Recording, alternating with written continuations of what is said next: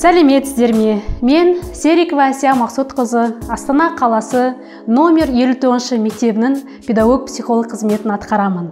Бүгін біз сіздермен мектептің психологиялық қызметтің жұмыс аймағымен танысамыз. Бұл аймақта нормативтік құжаттар, әрбір сыныпқа арналған құжаттар тізбесі, түрлі жоспарлар бойынша жүргізілген жұмыс папкалар жинақталған.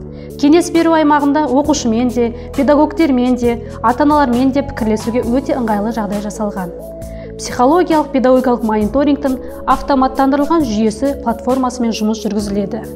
Түзете дамыту және топтық жұмыс аймағында психодиагностикалық әдістер бойынша анықталған және психологиялық қолдауды қажет ететін баланың жас ерекшеліктері бойынша жетілдіріп, түзете дамыту жұмыстарын жүргіземіз.